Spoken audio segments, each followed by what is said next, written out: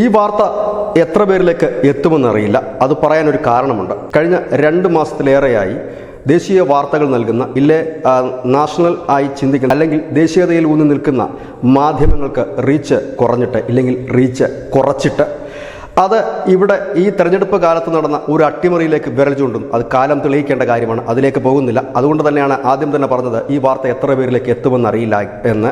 ഏതായാലും ഈ ചാനലിൻ്റെ ചരിത്രത്തിൽ ആദ്യമായി തന്നെ നിങ്ങളോട് ഞങ്ങൾ അഭ്യർത്ഥിക്കുന്ന ഒരു കാര്യമാണ്, ഈ വാർത്ത മാക്സിമം ആളുകളിലേക്ക് എത്തിക്കണം, ഷെയർ ചെയ്യണം. ഒരിക്കൽ പോലും ഈ ചാനൽ സബ്സ്ക്രൈബ് ചെയ്യാൻ ഞങ്ങൾ ഇന്നേ വരെ ആവശ്യപ്പെട്ടിട്ടില്ല, ഒരു വാർത്തയും ഷെയർ ചെയ്യാനും ആവശ്യപ്പെട്ടിട്ടില്ല. പക്ഷേ ഇത് ചെയ്യണമെന്ന് നിങ്ങളോട് വിനീതമായിട്ട് അഭ്യർത്ഥിക്കുന്നു. ഇതിൻ്റെ കാര്യങ്ങൾ അറിയണം, കൂടുതൽ പേരിലേക്ക് എത്തണം. കാരണം ഇതിനു മുമ്പ് നാം കണ്ട അനവധി വാർത്തകളുണ്ട്. പിഞ്ചു കുട്ടികളുടെ മുഖത്ത് ഷെല്ലേറ്റ പാടുകൾ വെച്ചുള്ള ചിത്രം വെച്ച് സേവ് ഗാസ എന്നും സേവ് റാഫ എന്നും റാഫയിലേക്കുള്ള കണ്ണുകളെന്നും പറഞ്ഞു വലിയ ക്യാമ്പയിൻ നടക്കുന്ന ഈ രാജ്യത്ത് കഴിഞ്ഞ ദിവസം ജമ്മു കാശ്മീരിലെ ഒരു ദാരുണ ചിത്രം, ആ ചിത്രം നിർഭാഗ്യവശാൽ ഞങ്ങൾക്ക് ഈ വീഡിയോ നൽകാൻ കഴിയില്ല. കാരണം യൂട്യൂബിൻ്റെ കമ്മ്യൂണിറ്റി ഗൈഡ് ലൈൻസ് അത് ലംഘിക്കുന്നതായതുകൊണ്ട് മാത്രമാണ് ഞങ്ങൾക്കത് നൽകാൻ കഴിയാതെ വന്നത്. നിങ്ങൾക്ക് ഗൂഗിളിൽ പരതിയാൽ ആ ചിത്രം കിട്ടും. വെറും ഒരു 2 വയസ്സുകാരൻ കുട്ടി അതിദാരുണമായി കൊല്ലപ്പെട്ടു. എങ്ങനെ കൊല്ലപ്പെട്ടു എന്ന് ചോദിച്ചു കഴിഞ്ഞാൽ, ജമ്മു കാശ്മീരിലെ വൈഷ്ണവ ദേവി ക്ഷേത്രത്തിൽ 10 കിലോമീറ്ററോളം നടന്ന് തീർത്ഥാടനം ചെയ്ത് ക്ഷീണിച്ച് വന്ന ഒരു തീർത്ഥാടക സംഘം. ആ തീർത്ഥാടക സംഘത്തിലേറെയും വൃദ്ധരും കൊച്ചുകുട്ടികളുമായിരുന്നു. ആ കൊച്ചുകുട്ടികൾക്ക് നേരെയാണ് തുരുതുര വെടിവെച്ചത്. ഈ 2 വയസ്സുകാരന് എവിടെയാണോ മതത്തിൻ്റെ പേരിലാണ് കാട്ടിക്കുട്ടെങ്കിൽ ആ മതത്തെ നാം വെറുക്കാൻ പഠിക്കണം. കാരണം പിഞ്ചു കുഞ്ഞുങ്ങളെ കൊന്നിട്ടല്ല റാഫയിലും ഇല്ലെങ്കിൽ ഗാസയിലും മാത്രമല്ല കുട്ടികളുള്ളത്, ഈ രാജ്യത്തുമുണ്ട്. ഇത് നമ്മുടെ ചോരയാണെന്ന് തിരിച്ചറിവ് ഓരോ രാജ്യസ്നേഹിക്കും ഉണ്ടാകണം. പ്രതികരിക്കണം. ഹാഷ്ടാഗുകൾ പോലും സോഷ്യൽ മീഡിയ ഭീമന്മാർ അത് കട്ട് ചെയ്ത് കളയുകയാണ്. നമുക്കറിയാം, സേവ് ഗാസയ്ക്കും ഒപ്പം തന്നെ റാഫയിലേക്കുള്ള കണ്ണുകളുമൊക്കെ വലിയ ട്രെൻഡിങ് ആയി മാറുമ്പോൾ ഇതിനു വേണ്ടി റാസിയയ്ക്ക് വേണ്ടി ഉള്ള ഹാഷ്ടാഗുകൾ പോലും ബ്ലോക്ക് ചെയ്യപ്പെടുന്ന അവസ്ഥയാണ് ഇന്ന് ഈ രാജ്യത്ത്. അതായത് ഈ രാജ്യത്തിൻ്റെ സത്യസന്ധമായ വാർത്ത അറിയാനുള്ള എല്ലാ സോഴ്സുകളും അടച്ചുകൊണ്ടാണ് ആഗോള ഭീമന്മാർ രംഗത്തെത്തിയിരിക്കുന്നത്. ഇതിന് മാറ്റമുണ്ടാകുമായിരിക്കും, ഇല്ലെങ്കിൽ നാം ഉണ്ടാക്കും, അത് പിന്നീടുള്ള കാര്യം. പക്ഷേ 10 പേരെ അതിക്രൂരമായി കൊലപ്പെടുത്തി. ഏതായാലും തീർത്ഥാടനത്തിൽ പോകുന്നവരാരും മതതീവ്രവാദികളോ മതഭ്രാന്തന്മാരോ ആയിരിക്കില്ല. ഏറെയും വൃദ്ധരും കൊച്ചുകുട്ടികളുമായിരുന്നു. ആ കൊച്ചുകുട്ടിയുടെ മുഖത്തേക്കൊന്ന് നോക്കുമ്പോൾ നമുക്ക് അറിയാതെ ഒരു വലിയ രോഷം പുറത്തേക്ക് വരും.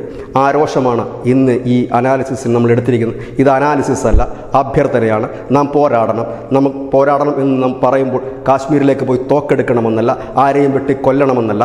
കാരണം നമ്മുടെ കയ്യിലുള്ള എന്താണോ പ്രതികരിക്കാനുള്ള പ്ലാറ്റ്ഫോം അതിലൂടെ പ്രതികരിക്കണം. അത് സോഷ്യൽ മീഡിയ ആകാം, വാട്സപ്പ് ആകാം, മറ്റെന്തുമാകാം. അതിലൂടെ നാം പ്രതികരിക്കുക തന്നെ വേണം. ഇത് നമ്മുടെ ചോരയാണ്. ചോരാതെ കാക്കേണ്ടത് ഓരോ ഭാരതീയൻ്റെയും കടമയാണ്. അതിർത്തിയിൽ നമ്മുടെ പട്ടാളക്കാർ രാപകൽ കണ്ണിലെണ്ണയൊഴിച്ച് കാത്തിരിക്കുന്നതും ഇല്ലെങ്കിൽ അവർ കാവൽ നിൽക്കുന്നതും നമുക്ക് സുഖമായി ഉറങ്ങാൻ വേണ്ടിയാണ്. അവിടെയാണ് നമ്മളുടേതായ 10 പേർ, 10 തീർത്ഥാടകർ, ഹൈന്ദവ തീർത്ഥാടകരെന്ന് പറയാനും യാതൊരു മടിയുമില്ല.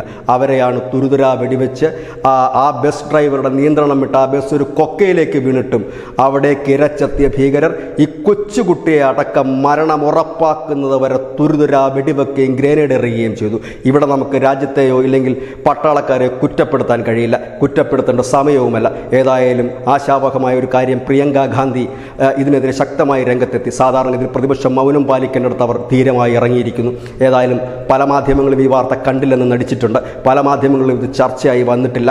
പല മാധ്യമങ്ങളിലും ഈ ചിത്രം ആരും ശ്രദ്ധിച്ചിട്ടില്ല. അതുകൊണ്ട് പറ്റുമെങ്കിൽ ഗൂഗിൾ സെർച്ച് ചെയ്ത് ആ പിഞ്ചുകുട്ടിയുടെ ചിത്രം ഒരു നിമിഷം നോക്കിയാൽ എനിക്കുറപ്പുണ്ട് ഓരോ ദേശസ്നേഹിയുടെയും ഞരമ്പിൽ രക്തം തിളയ്ക്കുക തന്നെ ചെയ്യും. ഇത് നമുക്കൊരു വലിയ സോഷ്യൽ മീഡിയ ക്യാമ്പയിനാക്കി മാറ്റണം.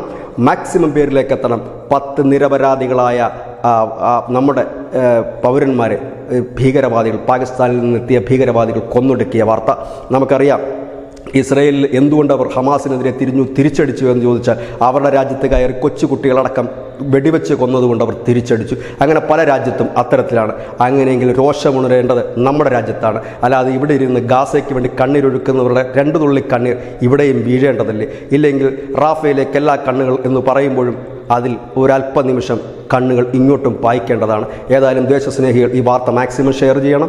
ഈ ദാരുണമായ ഈ നിഷ്ഠൂരമായ കൊലപാതകം എല്ലാ ദേശസ്നേഹികളും അറിയാത്തവരിൽ എത്തിക്കണം. കാരണം ഷെയർ ചെയ്യണമെന്ന് പറയുന്നതിന് പ്രധാനപ്പെട്ട കാര്യമുണ്ട്.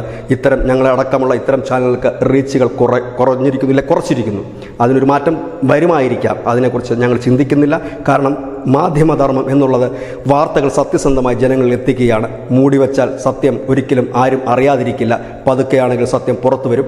ഈ വാർത്ത വലുതായി തന്നെ പുറത്തു വരും. വലിയ രീതിയിൽ തന്നെ മാധ്യമങ്ങൾക്ക് അത് ഏറ്റെടുക്കേണ്ടതായി വരും. ഏതായാലും ഈ 10 പേരുടെ ചോര വീട് കുതിർന്ന ഈ മണ്ണിൽ നിന്നും ഒരു 10,000 പേർ തിരിച്ചടി കുരുങ്ങും. അത് ശക്തമായ താക്കീതായി പാകിസ്ഥാൻ്റെ മണ്ണിൽ തീമഴ പെയ്യിക്കുമെന്ന് ഉറപ്പുണ്ട്. അതിന് ഒരുങ്ങി നിൽക്കുന്ന ഒരു രാജ്യവും രാജ്യത്തിൻ്റെ ഭരണാധികാരിയും പട്ടാളക്കാർക്ക് പിന്നിൽ നമുക്ക് കൈകോർക്കാം. ചങ്കുറപ്പോടെ സോഷ്യൽ മീഡിയ വഴിയെങ്കിലും നാം പ്രതികരിക്കണം. ഒരിറ്റ് കണ്ണീരെങ്കിലും അവിടെ വീഴ്ത്തണം. കണ്ണീരല്ല വേണ്ടത്, ശക്തമായ പ്രതികരണങ്ങളാണ് വേണ്ടത്. ഇതിന് വളം വെച്ച് കൊടുക്കരുത്.